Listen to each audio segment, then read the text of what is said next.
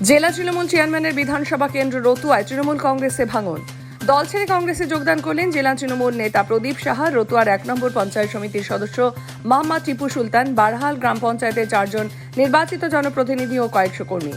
যদিও এই দলবদলকে গুরুত্ব দিতে নারাজ জেলা তৃণমূল সভাপতি আব্দুর রহিম বক্সি। এদিন যোগদান কর্মসূচি থেকে তৃণমূলকে হুঁশিয়ারি দেন জেলা কংগ্রেসের সাধারণ সম্পাদক তথা মানিকচক বিধানসভার প্রাক্তন কংগ্রেস বিধায়ক মোক্তাকিন আলম। তিনি বলেন, তৃণমূল কংগ্রেস বিদ দিতে এলে তাদের পাল্টা বিদ দেওয়া হবে।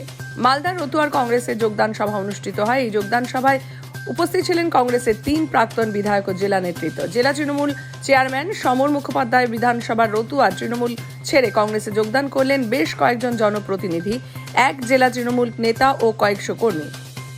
দল ত্যাগ করেই জেলা তৃণমূল চেয়ারম্যান সমর মুখোপাধ্যায় ও জেলা তৃণমূল সভাপতি আব্দুর রহিম বক্সির প্রতি ক্ষোভ প্রকাশ করেন জেলা তৃণমূল নেতা প্রদীপ সাহা ও রতুয়ার 1 নম্বর পঞ্চায়েত সমিতির সদস্য মোহাম্মদ টিপু সুলতান।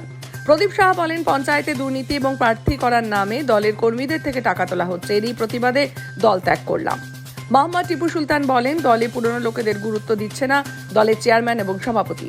টাকার বিনিময়ে পদ বিক্রি হচ্ছে, তাই দল ত্যাগ করে কংগ্রেসে যোগদান করলাম। রতুয়ায় কংগ্রেস আরও শক্তিশালী হলো বলে দাবি জেলা কংগ্রেসের সাধারণ সম্পাদক ও মানিকচকের প্রাক্তন বিধায়ক মোক্তাকিন আলমের। তিনি আরও বলেন, মালদা জেলা জুড়ে কংগ্রেস আরও শক্তিশালী হচ্ছে। পঞ্চায়েত নির্বাচনের প্রভাব পড়বে। তৃণমূলকে হুঁশিয়ারি প্রসঙ্গে তিনি বলেন, তৃণমূল বিদ দিতে আসলে আমরাও পাল্টা বিদ দেবো, আমরা চুরি পড়ে বসে নেই।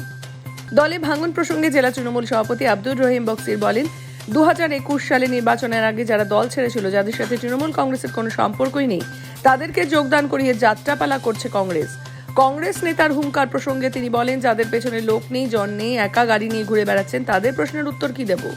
আর নিজেদের ইতিহাস তারা ভুলে গেছেন। 72 থেকে 75 সালে বাংলায় কিভাবে অরাজকতা সৃষ্টি করেছিলেন তারা।